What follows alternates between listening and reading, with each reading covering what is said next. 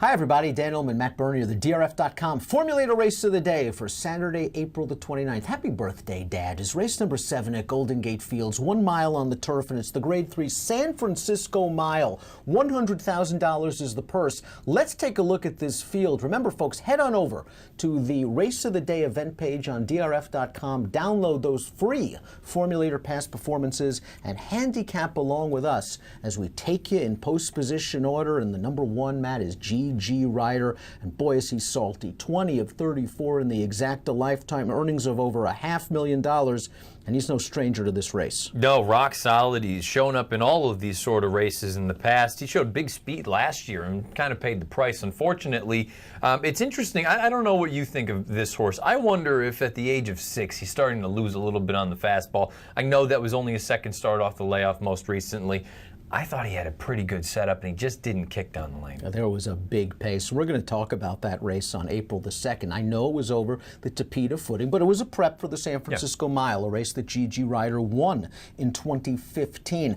Giant pace. GG Rider hung back with a couple of these other horses, made his bid just a little bit flat, but I wonder if Jerry Hollendorfer has circled this race pretty much since the end of last year, and maybe he wanted to get him into it third off the bench. Only other thing that concerns me a little bit, he never changed leads at any point down the lane, and we know him. He's an old hard-hitting pro. He usually does things professionally. Like you say, this is probably what the goal has been all along. It's just, I don't know. He's a name. He's going to take money. I'm against him. The number 2 is Striker PhD, the pride of Washington State. He's won 11 of 30, $627,000 in earnings. He fell far back after that electric pace in the prep. Came on with a little bit of a run. I wanted to see a bit more. I wonder if this sort of winter excursion to Northern California every year is just keep the old boy in shape before we get him to Emerald for some of those rich races on dirt. 100%. That's the way I look at it. I would imagine the Long Acres Mile is the long-term goal for this horse. I think this is just, you know what, we need a stopgap. It happens to be a grade stakes race. It's on the turf. He's only tried it 3 times. He's won for 3. I don't like him, but he's a very likable horse, easy to like. One of the fascinating entrants in this race is the number 3, Patentar, who is wheeled back in 6 days after a gate-to-wire win and an optional claimer at Santa Anita, a race which earned a solid 94 Beyer speed figure. Now, he got a great trip and ride that day by Rafael Bejarano, but this is a horse that's always hinted at being pretty good. Second in the Charlie Whittingham in 2016, triple-digit Beyer speed figure in the Eddie Reed that year. Now he's coming third off the layoff for Simon Callahan. He doesn't need the lead to win, but does he want to go a little longer? I think he does, but I have to be honest, too. This is an interesting situation. We talked about it a little bit before we came on. Callahan does not do this. He doesn't wheel horses back in less than a week. And he has the highest last out Beyer with the 94, the highest last out time form US rating with the 121. He walked on the front end. The good thing is, like you said, he doesn't need to have the lead. I think there's a scenario in which he kind of takes up that stalking position just off the pace. And if he just inherits this thing turning for home, he's probably going to be tough. I think that's the plan that Clinton Potts has in mind for Patentar, because the speed's going to come from the number 4, Many Roses, or at least that's what our friends at Timeform US believe. Let's throw up the pace projector for our race of the day. They have the 4, Many Roses in front. I'm shocked that they got Patentar last. It's possible, I guess, maybe cutting back to a mile, it's going to be a little sharp for him. I would move him up a little bit if we could move those chicklets. Many Roses, though, let's talk about it. It's going to be a 180-degree different setup than that most recent start, the prep, where he just got involved in a wicked, torrid speed duel with the horse that eventually ended up finishing last, and he paid the price. If he gets that kind of trip, he's going to run a lot better. This is a nice horse that has shown that if he can get out there and set relatively reasonable fractions, he can make fields pay. The most recent start, if you're a big Timeform US user, and you go through and look at the pace figures, the first 2 splits were in the vicinity of 178, which is obscene. That's off the charts, and guess what? He had every right to feel like he was ready to fall down the lane. He's going to get a completely 180-degree different scenario here. The question becomes, is he as good as the best in here? I like that the 5, Camino del Paraiso, is making his 4-year-old debut in such a tough spot, coming off a little bit of a layoff.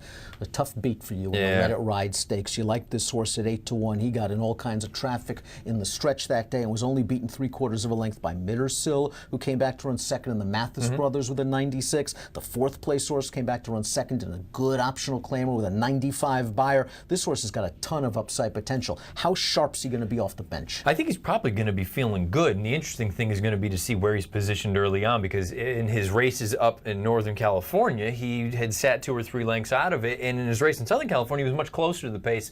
And it was another one of those scenarios. It was the perfect trip until it wasn't, and he got all bottled up and behind horses. It is an ambitious spot first off the bench, but I was torn between this horse and who I ultimately ended up picking.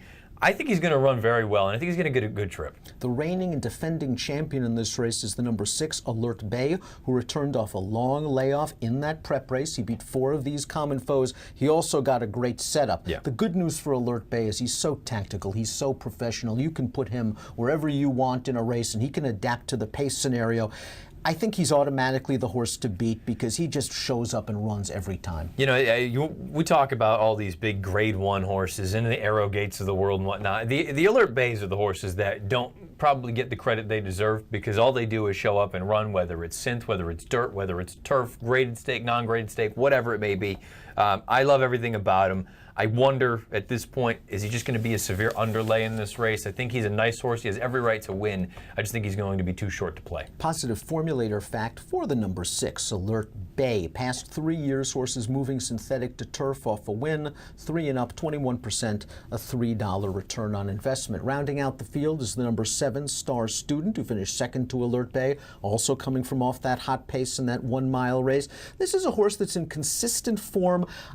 Doesn't have a real winning profile. Lots of second place efforts on his page, 10 of 30 lifetime. I wonder if he's best used underneath. I was going to say, if I were playing the exotics in this race, Tri or Super, he'd be underneath. Let's take a look at our top selections for the Grade 3 San Francisco Mile. You're going gate to wire, many roses. This is going to be the epitome. This is a pace play, and that's all it is. I mean, he's a nice horse to begin with.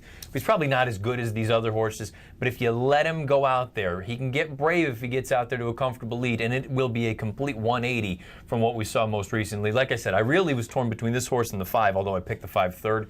I think Camino del Paraiso is going to run well. I'm going to go with the speed and tactical advantage of Many Roses. 4, 6, 5, and 1 for Matt. I'm going to go with Pat Tentar. Yes, he's wheeling back quickly. I think he can be closer, and I think it's key and imperative that he is closer than where the pace projector has him in the early portion of this race. But they've always treated him like a nice horse since he's come over here, and maybe he's found the right class level. It'll be interesting to see if he can kick as well at the mile distance when he doesn't have the lead. I think you also have to use a horse like Alert Bay, who shows up every time. 3, 6 for me in the Grade 3 San Francisco Mile, our formulator race of the day for Saturday. If you're betting the card at Golden Gate Fields on Saturday, please sign up to DRF Bets. You start with a $300 bonus, you get lots of other cool goodies, and all you have to do is go to drfbets.com/VIP. Approximate post time for your formulator race of the day, the Grade 3 San Francisco Mile, 3:45 Pacific. Good luck.